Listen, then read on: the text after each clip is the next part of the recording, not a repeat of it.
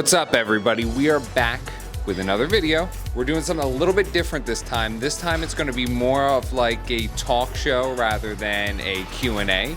But we've got some topics that Jeff and I want to discuss. So Jeff's going to introduce himself, but you know me already, so I'll hand it off to him. Hello, my name is Jeff, Jeffrey for length. I am a amateur USAPL powerlifter, 16 years of age, 67.5 kilo, with a astonishing 1,007 pound total for my age, body weight, and believe it or not, quite frankly, people don't believe this, I am actually only a sophomore in high school. Obviously, everybody thinks I'm older, whether it's facial hair, deeper voice, or just strength and numbers wise. That is completely false, so do not feed into the rumors. Don't feed into the rumors. I walked in here and I was like, "You're a senior, right?" And he was like, "No, I'm a sophomore." And I was like, "Whoa." Okay. So, but I mean, still very impressive. Good numbers, very impressive numbers. So we're gonna, like I said, it's mostly gonna be a discussion. This is kind of gonna be like a roundtable podcast-esque kind of video. We have some topics written down that we're both gonna kind of get into and discuss, and it's more so just, like I said, just gonna be a talk. You know, if we have questions, more so one of the topics is the powerlifting, which I'm not really strong in, so Jeff is definitely gonna be the strong suit and the talk on that front, so I'll learn a little bit there for sure. But yeah, we're gonna get into it. So the first topic that we're gonna go ahead and discuss is content creation. Now I'll let you kind of lead this one, see where you want to go with it, and then we'll just go from there. Yeah, mine? No worries. So your kind of main three things with content creation is consistency, creativity, and honestly just not really caring about what any other people think about your content. Obviously, me being a smaller content creator, I am trying to push out as many videos as possible, but also trying to keep them high quality and not what some would call shit posting. Obviously, you don't want that, because if you're gonna build an audience from any video that could go viral any second of the day, you'd want it to be one that is based around you and kind of your just creative standpoint for your whole life.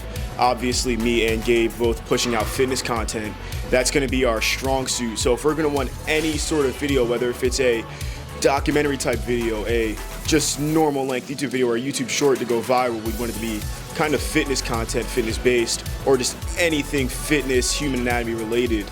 And if I were to just go ahead and post some random video, just taking a random topic off the top of that, if I were to just go post some video about sneakers or something and that goes viral, everybody's gonna look at me as, oh, this is the teenager that's obsessed with sneakers, when in reality it's a whole different ball game comparing sneakers to powerlifting / bodybuilding. So what I would do, and what a very good thing is content creation for beginners, is what I have here, your iPhone. You can do pretty much anything on your iPhone, and there are just countless applications and just countless manufacturers that are pushing out these apps for you to use for your content creation, such as CapCut, InShot, and then just like going on to YouTube, apps that I use, TubeBuddy, vidIQ, which will kind of just help you throw a little bit of a different creative standpoint onto your content, such as helping you with your titles, helping you kind of get a better idea for a thumbnail. And what's taking vidIQ for an example, what that'll kind of do is you upload your video to private and you put your wanted title, and what it's going to do is basically reword and just make that more attracting to anybody who's just scrolling through their YouTube feed late at night looking for something to watch. And that is something that I most definitely take advantage of. But sometimes your title will be better, and that's one thing that should be thrown out there, because I have had titles that were better than the vidIQ recommendation. And a kind of way to test that is to take your vidIQ recommendation and just post that first 24, 36 hours, see how that does, and then switch your title. Switch your title to your wanted title if it doesn't do as exactly as you'd expect it to. And then once you have your wanted title, just kind of see where your video goes from there. So I'm gonna pass it back now. Yeah, no, that was all great information, and I think to add, especially to the vidIQ stuff, something that I least utilize is ChatGPT, which is another very powerful tool. And if you actually subscribe to the ChatGPT Pro or the monthly subscription or whatever it might be, I believe it's $20 a month.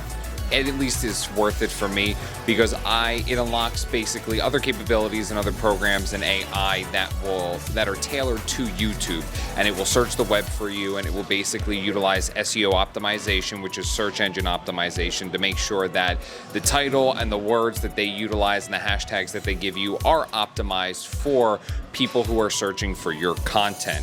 I also think a big thing, I agree 100% with everything that you said, but I also think a big thing is specifically also what we're doing right now, which is collaborations.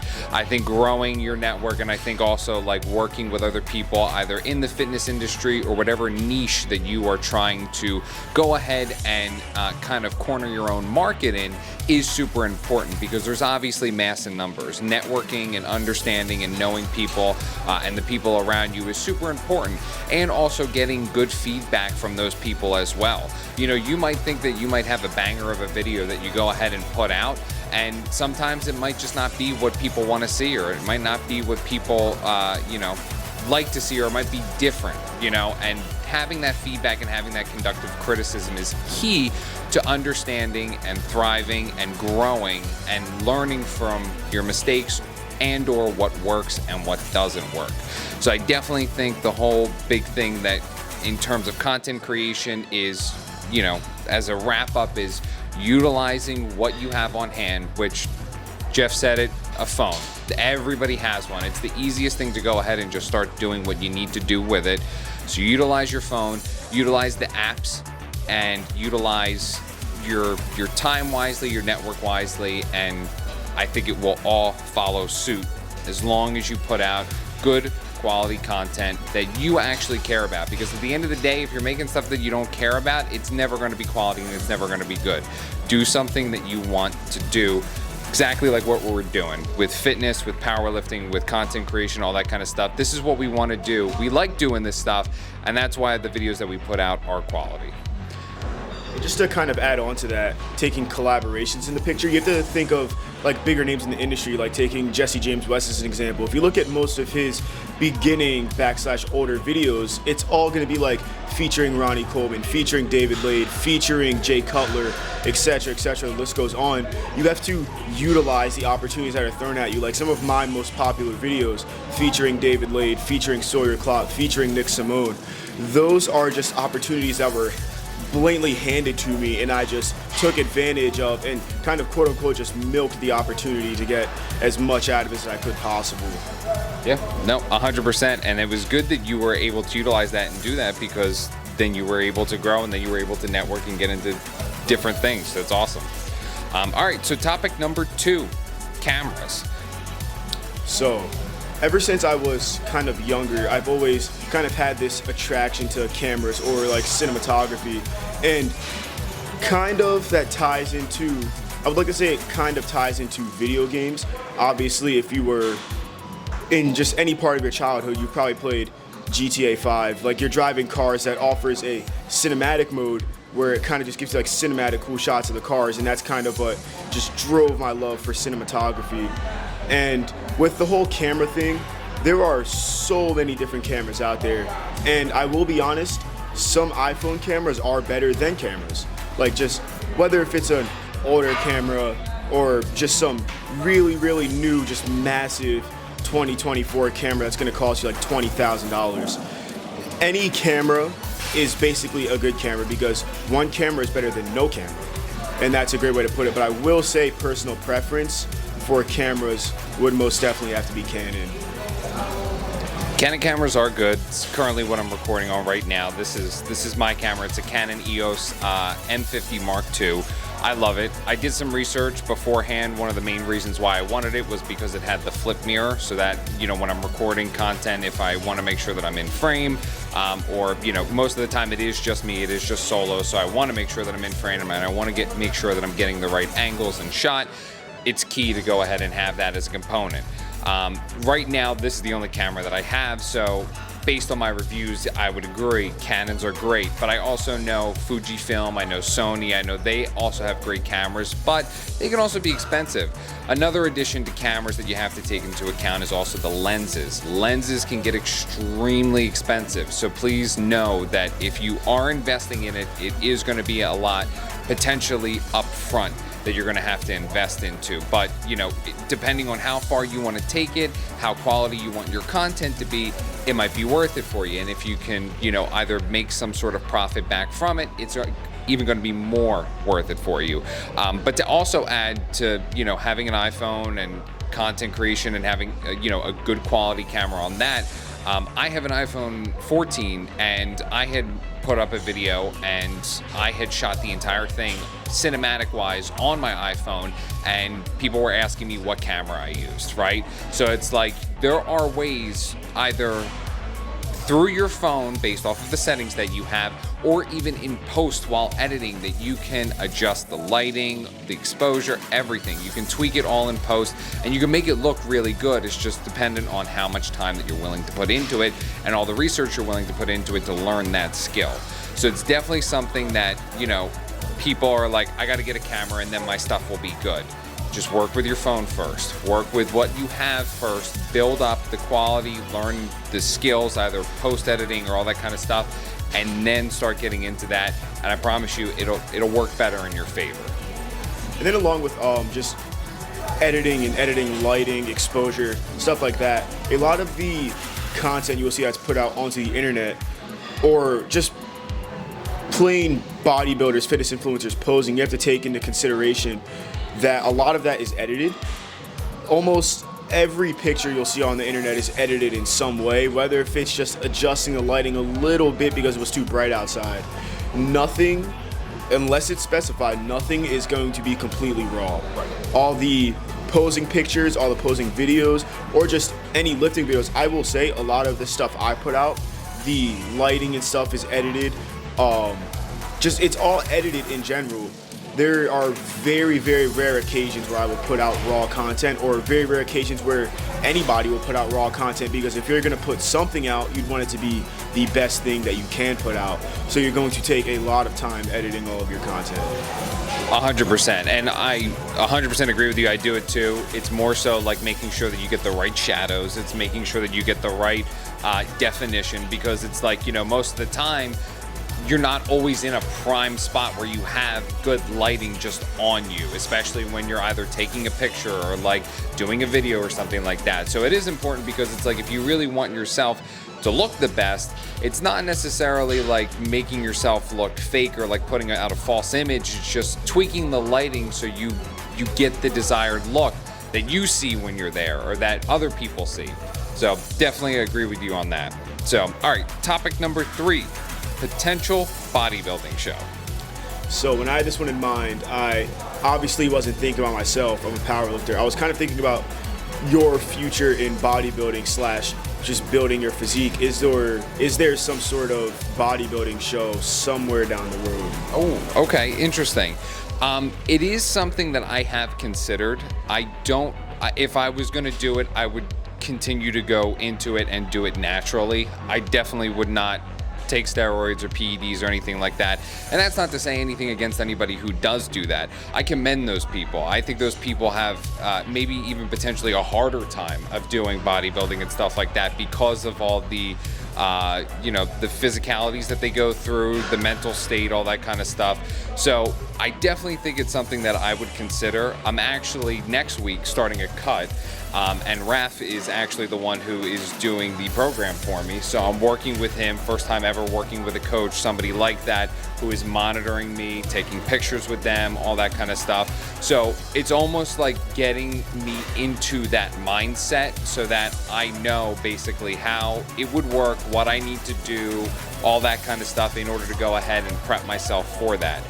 100% something that I want to cross off my bucket list. So yeah, it's definitely something that I would consider 100%. Yeah, once you just a big thing to throw out there, once you step into the world of training with a coach, it's kind of just like starting a brand new life, because it's such a game changer, because there are so many things that you could think you're doing perfectly, pitch perfect, correct, but there's always going to be a fault somewhere, and that kind of extra helping hand / that mentor / guider is going to help you so much. So I will say with Raf, you are in amazing hands. I have seen what he is capable of doing with clients, and just to people that are, if you're taking steroids, honestly, there is going to be at least one thing that is lacking in your physique, which is obviously why you're taking steroids. You want to kind of fill that part out, which a big thing is a lot of people kind of are insecure about their calves or their forearms. Obviously, steroids is going to help that. It's going to help you fill it out. But really all you just kind of have to do is just, eat a little more, train a little more intense, and kind of just focus on those muscle groups that you're lacking in.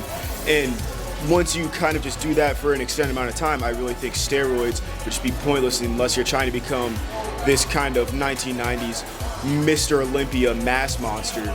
And if that's your goal, go ahead, I'm not going to stop you. Start blasting steroids and eating unholy amounts of food.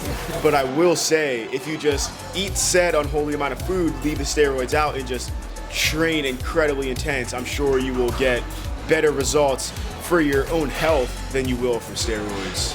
100%. And I also think, to add to the whole coach thing and changing your lifestyle and everything like that, you might be great at holding yourself accountable, but having somebody to hold yourself accountable to is also great. Having somebody watch over you and be like, hey, like, you need to do this, so I need to see these numbers. It is a mental thing. It will push you. It will drive you to do better. It will drive you to go towards that goal if you are driven and if you are motivated. So I think that's another key component in terms of just having a coach and changing your lifestyle, is that accountability factor, and having that also connection with your coach and with your mentor to make sure that you are going to reach that goal together. Obviously most of the work is going to be on you, but you don't want to disappoint them. Yeah, I mean, at least for me, that's how I feel. I wouldn't want to disappoint Raph, so it's like, I'm going to give it my all, and I'm not going to let anything stop me. Like, even if I'm out, like, I'm going to bring a food scale. I'm going to weigh my rice. I'm going to weigh my chicken, whatever it may be. Like, if I'm only allowed to have this many grams of chicken, this many grams of rice, I'm going to make sure that I'm going to do it, so, but. The whole thing with having a coach is that you have to be just 1,000% honest. If you see something you don't like, you have to say something. Yep. And also, me with coaching, my coach works at the gym that I train at. So obviously most of the time she's here for my lifts. And there are plenty of times where she programs me a weight and I just move it ridiculously fast, or my warm-ups are just going way too crazy to kind of stop myself at that number. But that's also where, one, the speaking up comes in, or two, just the discipline comes in. Like yesterday I had a deadlift session and just my top single was like an RP5. People who don't know what RP is, basically an RP5 is 5-6 reps left in the tank. So my single comes in RP5, and I sent her the video because I have to send her every single top set. So I send her the video and I'm like, I would ask for more, but I know that I should stop here and just get more next week and just move it even faster as the weeks go on. And that's basically how you're gonna progress. Just trust the process. I have a bracelet on, I'm not sure if you can see it from back here, but I've had this on since I think around July. Just a reminder to just trust the process, and nothing is going to come to you easily. So you just have to work towards a set goal that you have set. And if you don't have a goal set one, I guarantee you it helps so much. Absolutely. And even when I had first started out in my weightlifting and bodybuilding journey, I didn't really have goals. But once you start to set goals, like you said, you start driving yourself and pushing yourself further to those goals, and you start seeing exponential growth, exponential success, and it's only up from there.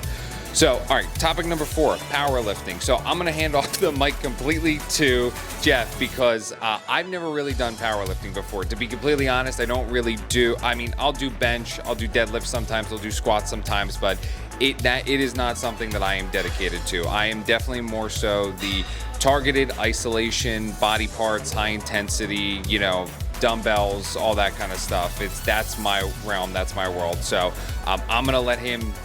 You just go away. It's all yours. Right. So, ladies and gentlemen, buckle up because we have a lot to cover. So, the whole world between powerlifting and bodybuilding is completely different. You could think, oh, you're going to the gym, but you're not specifically going to get your muscles bigger. You're going to put on strength. What's the fun in that? The fun is seeing how quickly, well, not how quickly, just seeing how amazingly you can progress, seeing how all of your numbers can slowly go up with the hard work, dedication, and discipline. Now, obviously, the 3 basics to powerlifting is squatting, benching, and deadlifting, but there is a little more to that. All of the bodybuilders out there who specifically come to the gym, take their pre-workout, and just go ahead and just hit any single muscle group that they can actually feel that isn't sore, we Powerlifters also kind of do that because we have a thing called accessories, and your accessories, they basically just tie together with your compound movement that you're doing. So for example, days that I bench press, which is I think about 3 days a week, my primary bench day, my accessories following after will be upper body base, back, chest, shoulders, arms, just anything upper body. Then squatting and deadlifting will of course be whatever's left, lower body, quads, hamstrings, calves, etc., abductors, adductors. And it's a very, very complex topic once you really dive into it. Trying to learn the kilo to pound conversion, realizing that there's a difference between a normal barbell and a power bar.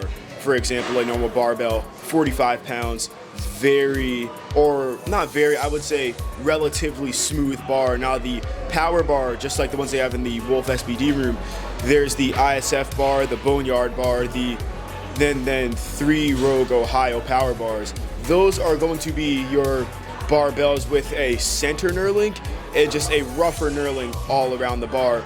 And the very special thing about those is that they weigh 20 kilo, aka 44 pounds. And the whole thing with powerlifters, we are the ones who use those super colorful plates. I will tell you that we typically tend to stray away from the gray and black dull pound plates and just all those worn out ones. We use the super colorful ones that take up about 3 racks in the whole room. And all the platform, squat racks, benches, those are for us, which is what we use on our day-to-day, daily basis.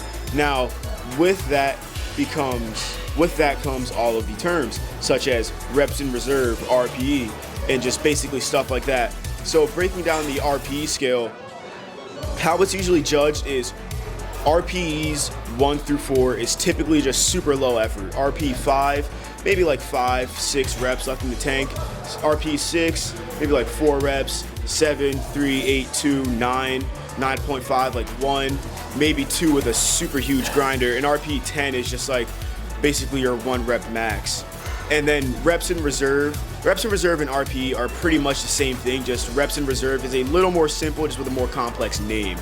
Reps in reserve, obviously how many reps you have left, and I'm pretty sure that ties back in with bodybuilding at some point. Obviously, certain coaches will give you certain amount of sets, certain amount of reps, unless they're just making you go balls to the wall failure, then obviously your reps in reserve will just be 0. But in powerlifting, another huge thing to throw in, going to failure isn't typically something that is common or known in powerlifting. We are kind of just training like volume, intensity, and just heavy weights, trying to get as strong as humanly possible. And then every couple of months we will put our singlet on and go and compete, which that is honestly, from a personal standpoint, the worst part of powerlifting, because I like training and being comfortable. And I will tell you, take my word for this, singlets are not comfortable. They're sometimes restricting, sometimes too loose, sometimes too tight, and just all around uncomfortable and not something you really want to wear. Obviously, bodybuilders, you step on stage, you're gonna wear shorts, even somewhere like some sort of Speedo tiny underwear configuration for the classic physique, for the classic guys. And I have nothing against bodybuilding. I have nothing against people that just come to the gym just to lift, because I do think as long as you're coming in here and you're disciplined, you're just giving it all you have, just, locked and loaded, ready to go day after day consistently, you will have a lot of respect for me, and I'm sure a lot of respect from anybody else that is also stepping into the gym and doing the same thing. Now, another huge thing about powerlifting, and it's one thing that I personally have been asked, I'm just gonna give you the simple answer: no, we do not get to eat whatever we want. As much as I wish that was the reality, as much as I wish I could go home after a training session and just eat whatever I want, just purge every single unhealthy food that's known to man. No, it is a lot more complex, because like bodybuilders and people who are training for physique, we need to fuel our body with good foods that is going to keep us running and just help us constantly improve day after day. Like, a lot of my meals are the same. Either it's always some sort of meat and then some sort of rice, vegetable, just trying to get protein, carbs, teeny tiny bits of fat, but most importantly, just making sure that I can get every calorie that I possibly can and every calorie that I need to kind of fuel my body throughout the day. And One big problem with me that's going to tie with one of the next topics is that I cannot have any caffeine as of right now. So obviously I'm going to want to be carved up before any lift just to ensure that I have as much energy as possible. And obviously that energy is going to dwindle down after all the training. Like taking yesterday, for an example, deadlifts, I had a top single, then I had 5x3 after, and I will tell you I was absolutely gassed out after that. And I will say, if I had caffeine, I still would be gassed out after, but it most definitely wouldn't have been as bad as it was. Like, I was basically dying trying to get to my accessories because I just wanted to go home, shower, eat, sleep, and just wake up today and just get through today. But caffeine does make a super huge difference with your lifts. But once you kind of take a break from caffeine after taking consistently almost every single day of the week, it makes such a huge difference. Like, one thing that's become a lot easier for me is sleeping at night. Obviously, taking anywhere from 200 to 350, 400 milligrams of caffeine before lifts, and taking that I lift later in the day, it's not going to be the easiest task going to sleep at night. And that is 100% true, not just an example. It did get pretty hard to go to sleep at night, and I'm one of the people who doesn't take pills or anything. It doesn't take melatonin, Tylenol, aspirin, Advil. I kind of tend to stray away from that. The only supplements that I take are pre-workouts, protein, creatine, which even still, I haven't taken any supplements in about 2.5, 3 weeks. I've just been kind of letting my body just stray away from supplements. And at some point I will kind of dive back into that deep pool of just all the caffeine, protein coming from powder and not food. I will go back to that one day, but I'm just giving my body that kind of break that it's just so desperately needed from all these supplements, and also giving my wallet the break from all these supplements, because I will tell you one thing everybody can agree on: supplements are expensive as ever living hell. A 30 serving tub of pre-workout will run you about $50 at a typical supplement store, which kind of leads you to think, how are these supplement stores still open? But that is a completely different conversation. And just tying back to the whole big topic, powerlifting, it can seem pretty hard when you start, but once you kind of get the wheel spinning, it's just sit back, do whatever your coach prescribes you, boom, boom, boom, super easy. Put your ego aside, because that's not going to help whatsoever. Obviously, if I didn't put my ego aside, I would be lifting some ridiculously heavy weights and probably not even being able to walk without supportive crutches, or not even being able to walk in general, because I would just push my body to its absolute dead stop limit and just lift these unholy amount of weights and just probably destroy my spinal cord, and just any single part or any single muscle of my body would just be torn, and I would just be this complete blob that is just immobile and can't do anything. So I think that covers all the basics. Make sure you have good gear too, not steroids, but good equipment such as knee sleeves, wrist wraps, just a good pair of lifting shoes, such as from companies as 100, which is what I personally use, Notorious Lift, Avenkus. Just kind of throwing out like my recommended equipment. My knee sleeves, I use Hansu Power. They are incredibly stiff, great compression. Just when you first get them, if you get them, don't use them by yourself. They are a pain in the ass to take off when they're fresh. Wrist wraps, basically any wrist wrap works as long as it's supporting your wrist.